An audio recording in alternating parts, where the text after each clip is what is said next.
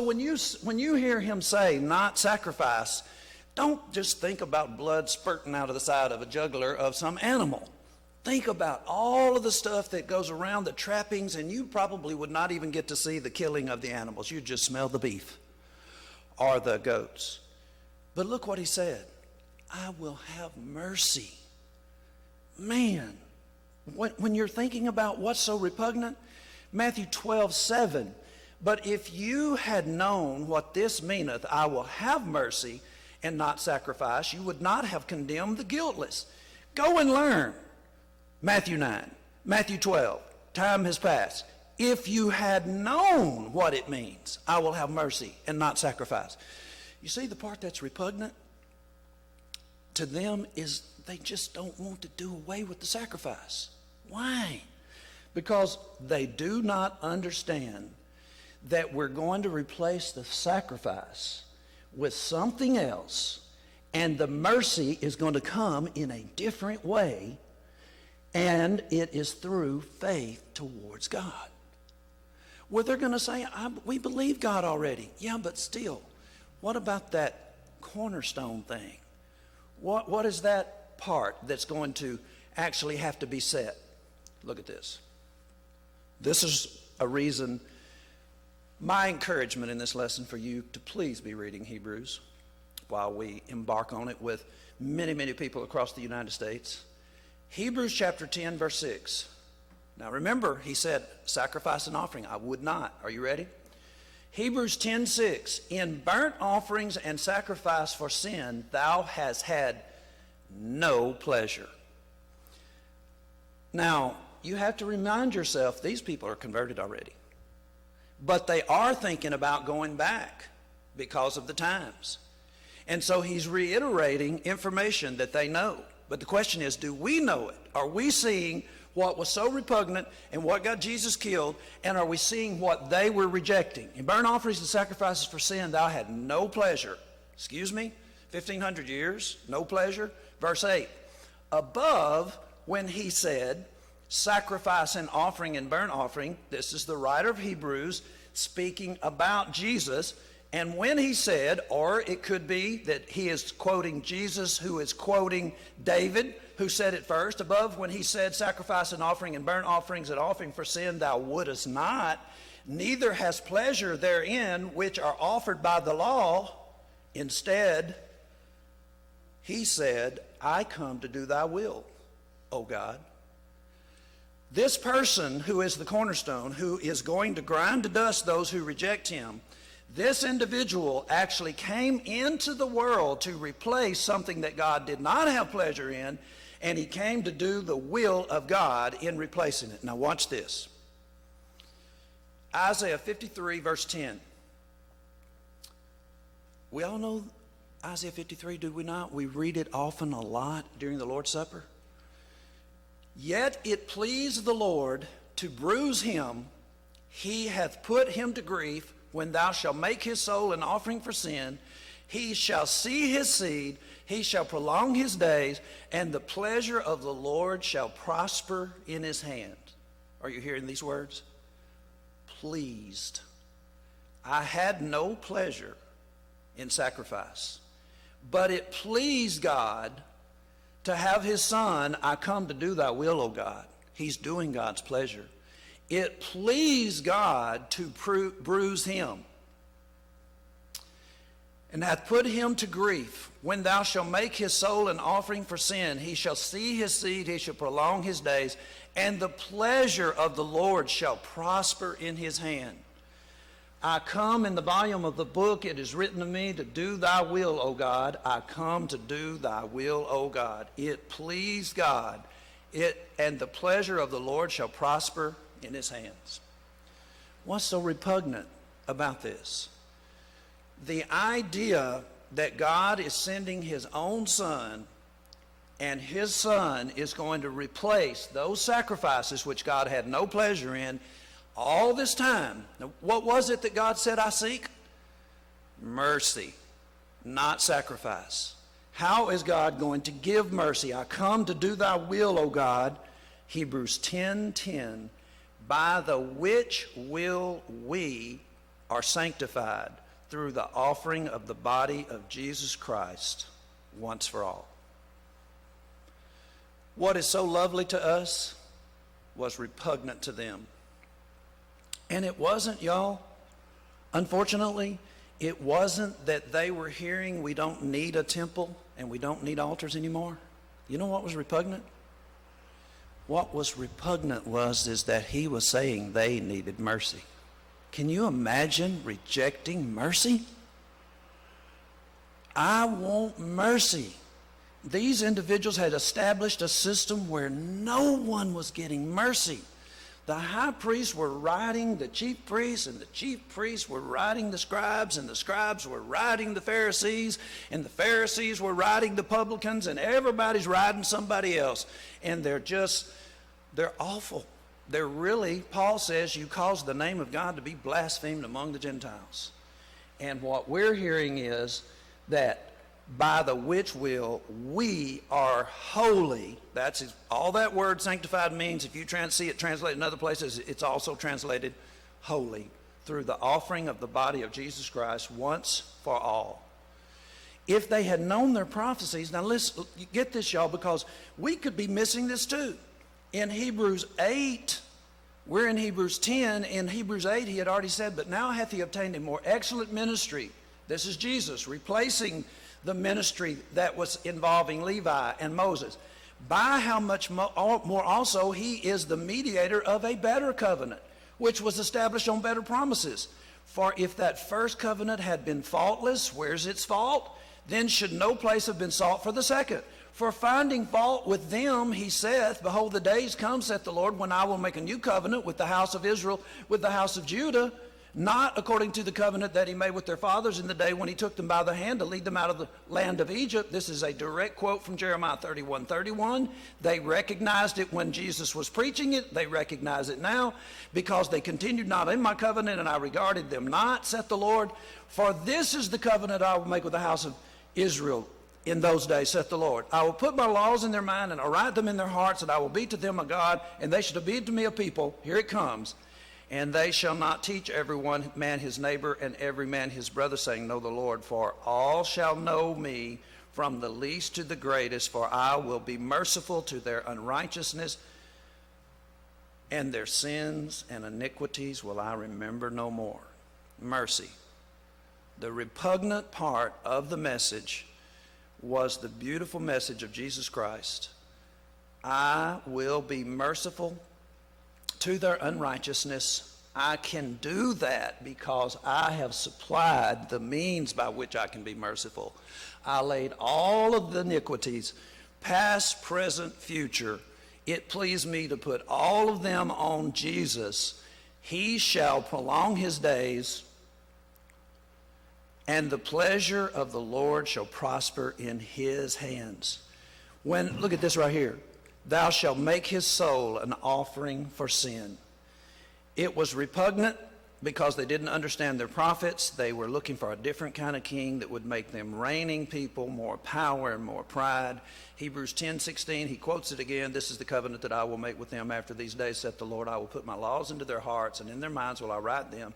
And their sins and iniquities will I remember no more. Now where remission of these is, there is no more offering for sin. We don't need sin offerings, because Jesus once for all offered himself for the remission of sins. But here's the kicker. Mercy from God. Notice this. This is where we start having trouble.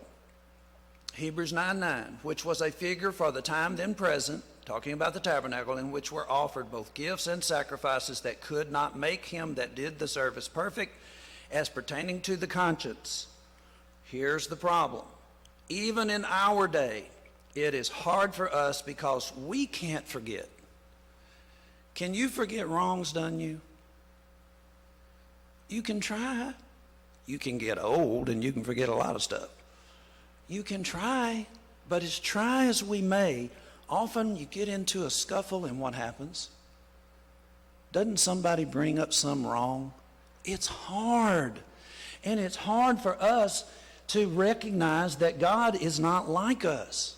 He can completely forget our sins and iniquities, and when remission is gone, or remission is had, there is no more offering for sin. There's no more need. His mercy is that way. I will not remember their sins, but my conscience. Hebrews 9:12, neither by the blood of bulls and goats, calves, but by his own blood he entered in once into the holy place, having obtained eternal redemption.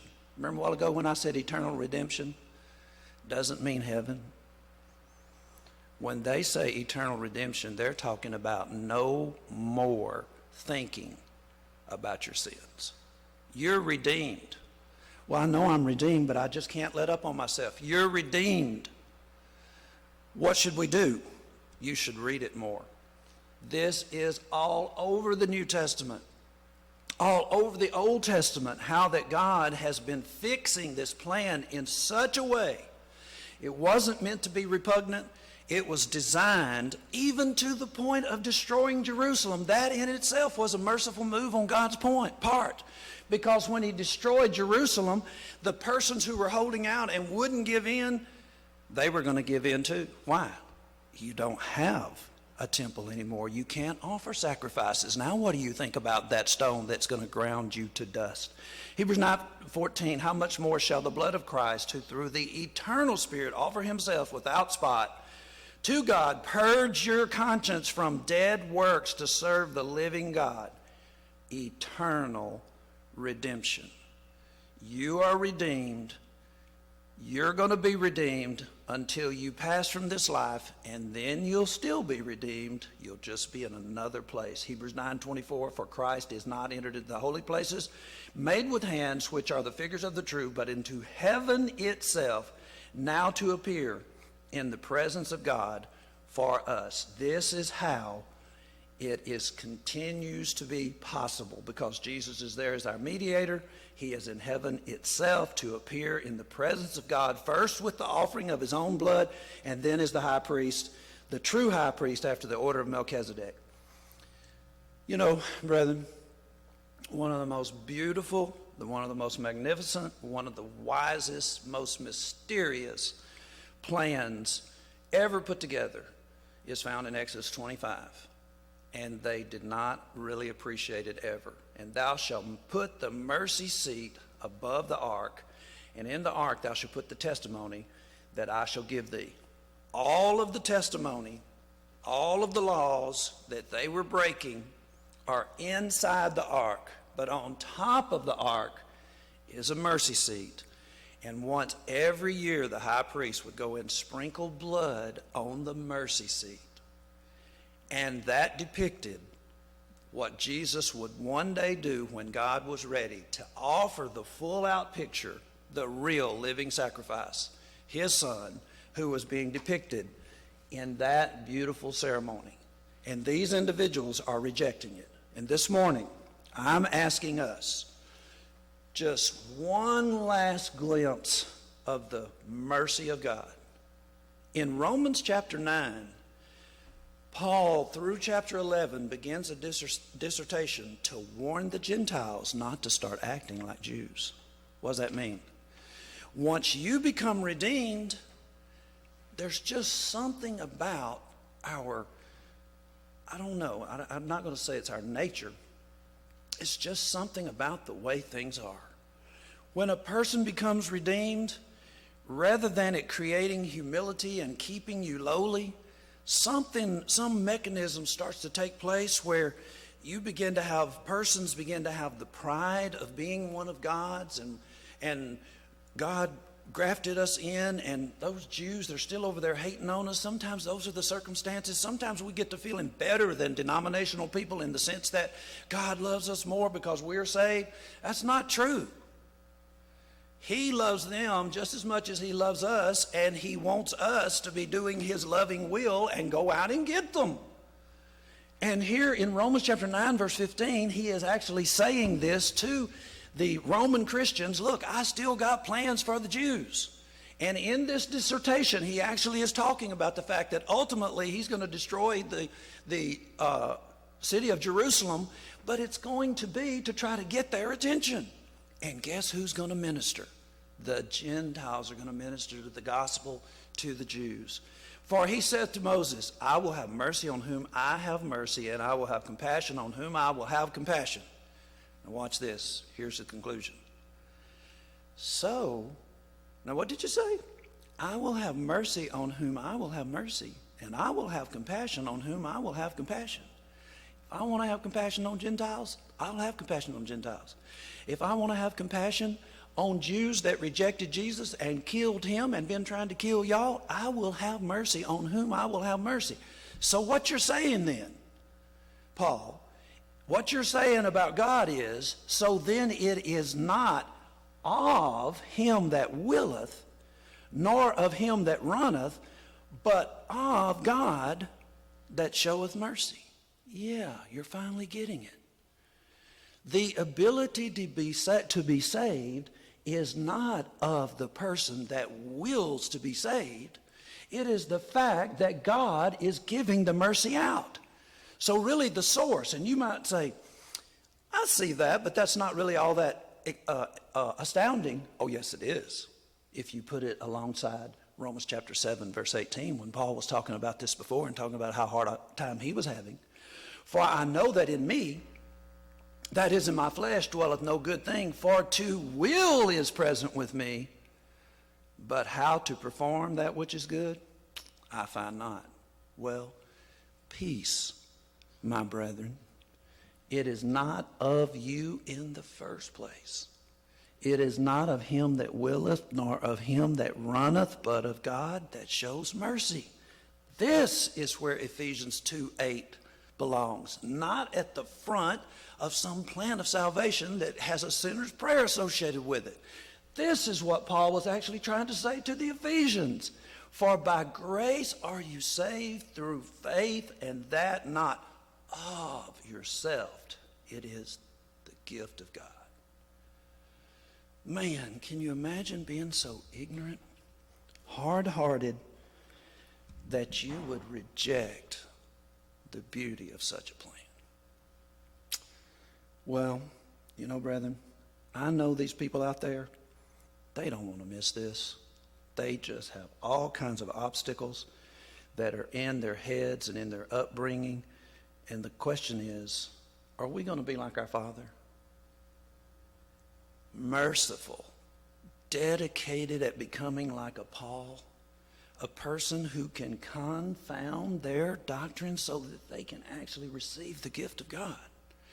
Rather than letting ourselves get all caught up and being mad about them and the way they treat us and how difficult it is to be us, we're saved. Eternal redemption, mercy from God. This is what Jesus was saying to these individuals when he said it. Come unto me, all you that labor and are heavy laden. It's not of you. It's not of you that willeth or him that runneth. Let me carry the burden is what Jesus is saying. God, it pleased God to have me sacrifice myself and have my blood shed for you. And I will give you rest. Are you at rest? It's just terrible to continue to be conscious of sins as if they're sticking to you when you're saying, I'm sorry. Take my yoke upon you and learn of me. Here's the problem. Oftentimes, individuals have not actually learned what it is that Jesus and God came to offer. For I am meek and lowly in heart, and shall find rest unto your souls. For my yoke is easy, and my burden is light. I wish we had a house full of non-Christians this morning. I don't see how that they would reject this and reject that that's where Ephesians 2:8 belongs.